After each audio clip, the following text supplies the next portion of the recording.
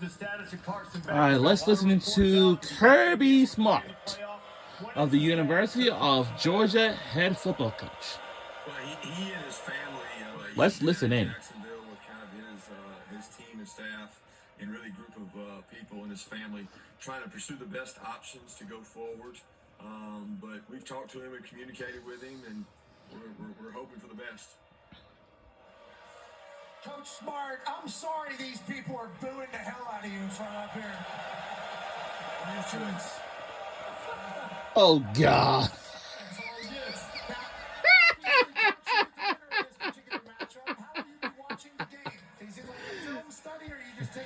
How do you view tonight, and how much research have you already done?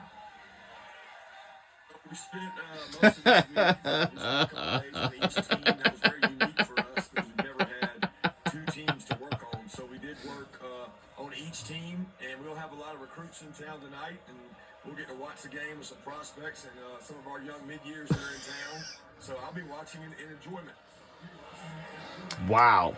Well, Kirby, I wanted to know, since this is the first time that you never know who's going to play in the playoffs, all the teams have got byes. So how has the preparation gone with the practices that you've had to this point with your team, not knowing exactly who you're going to play? Yeah, it's been really unique, Coach. It's been an adventure because our offensive and defensive staff and special teams had to break down both teams. Not to mention deal with the portal and portal visitors and guys going in the portal and guys coming out of the portal. I talked to several coaches that are playing today and tomorrow, and it has been a nightmare for them because they've had to prep for this early game while also trying to maintain their roster for next year. But we took Notre Dame and Notre Dame and Indiana, and we worked on both those teams. And we worked a day on each. And I'm looking forward to this matchup because both teams are very.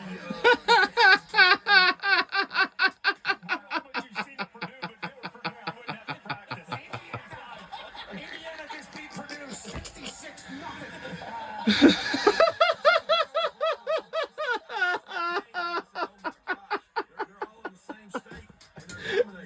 Yo! Wow. They were just chanting, "We want Georgia." That's what they were just chanting. Okay? Yeah. Well, they got to worry about their first game first. That's for sure. And then we got to worry about ourselves. That's the primary thing we got to do. We got to get better ourselves, and we've been working really hard here. Our kids have had a great attitude about practice, and I've been excited about it. Now Georgia is still now waiting winner of see who is going to take on Georgia. Is be Indiana or Notre Dame? But I got Notre Dame because they have the best defense of all. But I still like Indiana still. Yeah, he's been a great competitor. We've had some really good practices, and it's good to see him get ready. What is going on? It's been really enjoyable to watch him grow and go against that one defense of ours. So it's been awesome for him. Hey, Coach, every time we're in Athens, you have this son. He's running around there having fun with his little handsome stuff. What's on his Christmas list for next week? Yeah, let's make sure we get that right. And a reminder, next week is Christmas.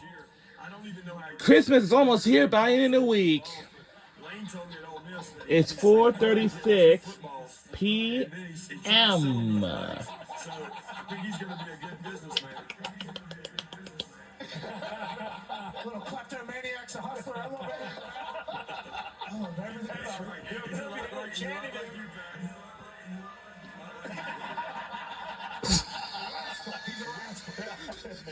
Kirby, they were chanting in Georgia. I'm not sure they do.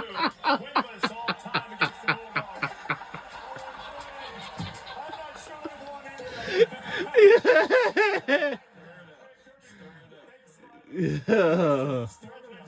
Season, wish the best for Carson and for Gunner. Whatever you do, the great season the Dogs had again.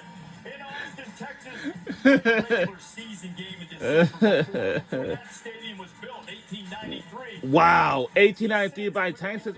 Whoa. 1893. There's also another first with Texas and Clemson playing for the first time. Longhorns and Tigers never met before, but plenty of familiarity. Clemson quarterback Cade Klubnik from Austin, and he outdueled Quinn Ewers of Texas in a classic high school championship game. In fact, Klubnik won 3 championships. The Ewers and the Horns really haven't hit on all cylinders in the second half of the season.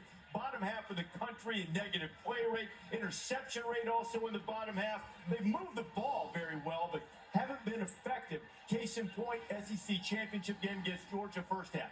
260 yards, 6 points. Now, this is not a vintage Clemson defense, but they are stout enough to give Texas trouble if they mess around, don't cash in on drives, and let the Tigers hang around. Ewers from the shotgun. Now look at the, got a man wide open in the end zone. Touchdown, Texas. What execution.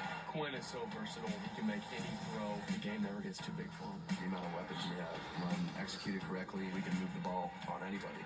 We got to turn them over. We got to create some explosive plays on defense. Throws over the middle. They shut us down at Death Valley. We're doing a great job at creating turnovers. We got to take care of the ball. We're letting those defensive goals, stopping the runs, putting the offense behind the chains. Just nasty, gritty. It's all things that fight down the crowd. You want to be the one flying to the ball every single play and try to knock somebody's head off. We understand that you're going to get hit in the mouth a couple times. You just got to get back up and keep swinging, keep going. That game will be tomorrow afternoon in Austin. Thamels back with us. And Pete, Texas has some injury concerns going into this game against the Tigers. They do, Reese.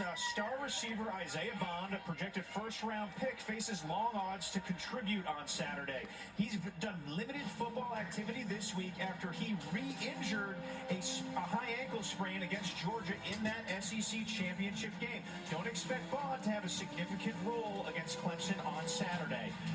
Texas is optimistic that star left tackle Kelvin Banks Jr. will play a big role. He warmed up but did not go against Georgia in the SEC title game.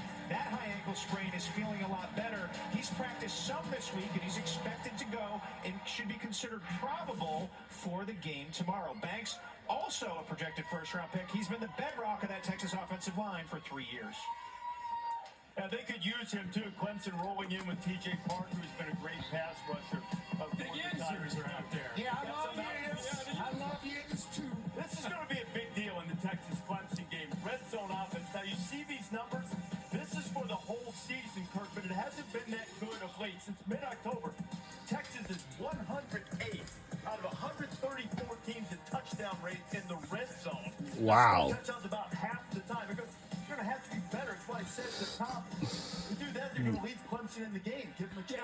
I think that's a great point, Reese. You look at 3 of the last 4, they didn't score 20 or more offensively because they had a lot of self-inflicted wounds, whether it's turnovers, penalties, drops, a lot of things that Sark, I'm sure, is looking to get right as far as the last week and a half to 2 weeks. Those 3 teams, Arkansas, A&M, and Georgia, we have a lot of confidence in their skill. These 2 weeks will help them get healthy. But let's not forget, I mean, Clemson, as they faded a little, the defense still has been strong, and they have potential to play great. Absolutely. And you're talking about Clemson being number 11 in takeaways in the country, and I actually have some film on that to make us a little bit smarter in this entirety. And you can't have turnovers in these particular games, and Clemson's great at forcing them. Dabo Swinney's always going to have good defenses against the pick game. T.J. Parker, game number 3. Keep an eye on him. He's coming from the quarterback's front side, right tackle side. Strip sack. How you doing? Meet the earth there in Pittsburgh. You're going to die. Then he can flip over to the other side. And what this is proving is 4 down linemen, we can get pressure on the quarterback, and we can even turn it over. So they can have 7 drop back into the back end. So whenever you have somebody like TJ rush the pass, we're obviously in a great spot. Now, let's talk about RJ Pickens here. What are you looking at? Maybe a cover 2. Well, actually, they're going to motion into like a cover 3 with a robber underneath. Eyes are going to be able to be on the quarterback because once again, we can have 4 men get to the passer. So, oh, buddy, give me that. Robert robs the rock from the Hokies, and if Quinn Ewers and his Texas team turn the ball over, low on the red zone and everything like that, you're going to lose the game. That's just how football works. And Clemson's been good at that this year. And what is it exactly, as Clemson defense is capable of it, what exactly has gone wrong for Texas in the red zone? Well, I think the big issue for Texas is what they haven't been able to do in the red zone. And I think one thing about red zone, if you're a good running team, if you can run the ball downhill and you put pressure on the defense and they can't play coverage against you because the field shrinks, now it gets tougher on the quarterback. And that's what Texas has not been able to do. Let me show you here on tape. All right, so in the A&M game, they have a 78-yard drive in 10 plays. Here they are on the 7-yard line, going to get pressure in the pocket, get a ball tip, throw a pick six. That's 7 points you didn't get, 7 points they got. That's a 14-point swing. All right, next time they go 64 yards in 11 plays. They take away the zone streak. Quarterback has to run it. He fumbles. No score again. Come up empty-handed in the red zone. Here they are against Georgia. Wide open receiver on the pick play. Missed the throw. Get a penalty. Get taken out of field goal range and missed the field goal. Get taken out of the red zone and missed the field goal. And then here they are in a third down situation. Number 2 is the first read. This is a level mesh route. He's the first read in man-to-man. He's open. They can make a first down. Throws the ball into coverage. Potential pick again. And don't score a touchdown. So this is the real problem for Texas, is can we run the ball in the red zone, make them defend the run so we can throw the pass, and I think they'll be more productive. That's a great tape, Coach. That's the same exact thing I saw field level at the SEC championship game, watching Texas against Georgia. Texas moved the ball up and down the field against the Bulldogs. They get in the red zone, and they will have drop passes, missed assignments, or some penalties. I think if they're able to clean it up, they have a great chance of beating Clemson. But I expect to see Arch Manning, when you have extra time like this to prepare for an opponent, I think you have to throw some sort of wrinkle into where you're weak. And that's one of their weaknesses. I don't even know why, because Sark is such a brilliant play caller. But I think Arch Manning is a guy they can use in the red zone because, like you said, Coach, they've really struggled to run the ball down there. It's interesting you bring that up because I've been one of these guys that's been incredibly protective of Quinn Ewers because I know Arch Manning's going to have a brilliant career, but when we talk about this, I'm always like, this is Quinn's team.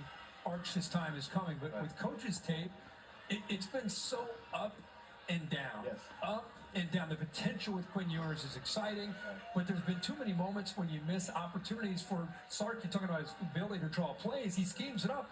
Touchdowns. Exactly. So I think you will, but I have no idea.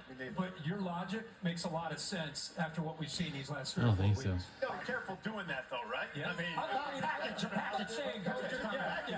I'm saying have some wrinkles. Texas's offense has to play well around Not Ewers. yet. I mean, Georgia had 13 sacks against him in 2 games. They got to protect him. He's not a mover. What Arch does is make the other team defend the quarterback run as well as Texas's offense, which is very challenging in and of itself. So I do think there is a place for him to have a package of plays, and it wouldn't surprise me if Sark has it in. Yeah. Red zone, third down. He started with about 4 games. Yeah, a couple games. So when he had the oblique injury. And T.J. Parker from Clemson, top 10 in the country in sacks. Banks had his problems, as did in the first meeting against Georgia. Everybody had Quinn in the second meeting. Strip sacks, too. He's really good at that. For sure. Yeah. You got more top positions. Also on that, being on the sidelines for Texas A&M and Texas, when Arch went in that first red zone snap, there's a little juice on the sideline. 100%. Boys were excited. It was something they've been practicing. Chris Leak and Tim Tebow in 06, when the Gators won it all, every time Tebow would come in, it would change everything. And it's very similar in as far as the anticipation. I'm glad you said in terms of the anticipation because Tim. No. Tim's a giant. Yeah. I'm talking about the Touchdown, Jesus. Yeah. Right here. Not Tebow, of course. No. I will tolerate no blasphemy on my property. Our Father. What do you got? Love the breakdowns. We guys forgot the best athletes on the field. That's the tight end. Both those tight ends in this game. Gunnar Helm is a kid that went from undrafted to probably be a day 2 pick in the next draft. Yep. And then Bringstool is phenomenal talent.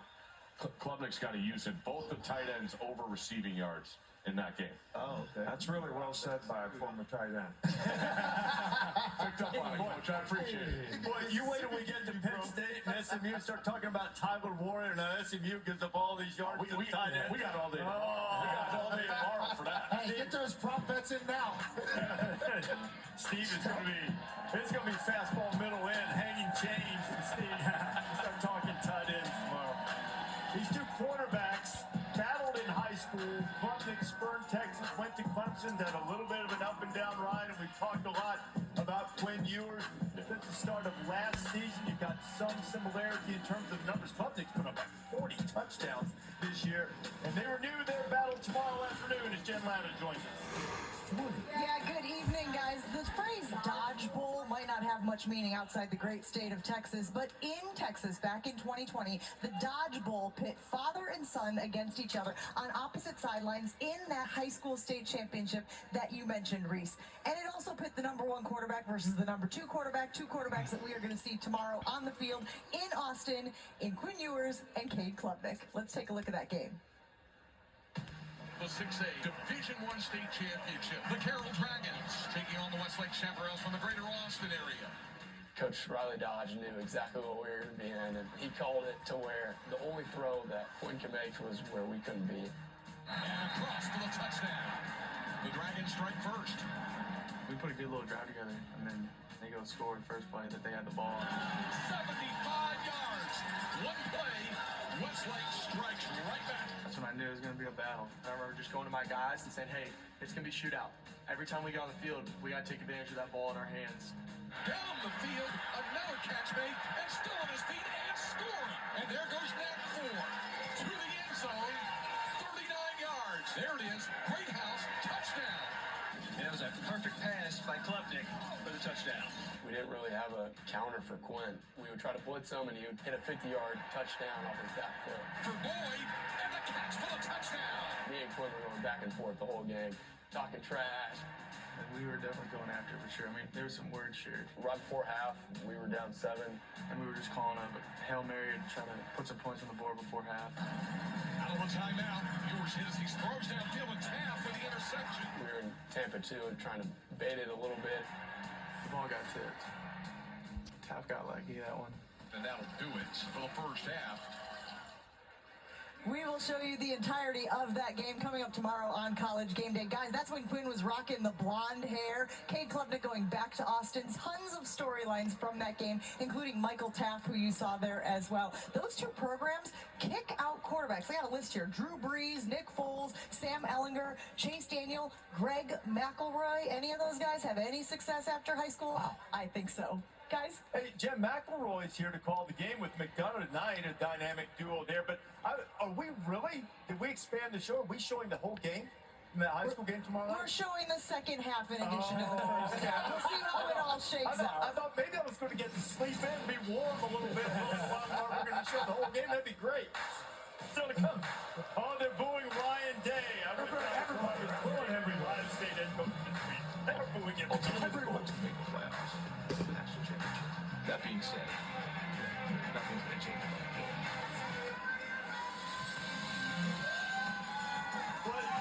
Okay, I do not condone this. This is no good at all. Forgive him. Now this I can get behind. I can get behind that for sure. We'll be right back.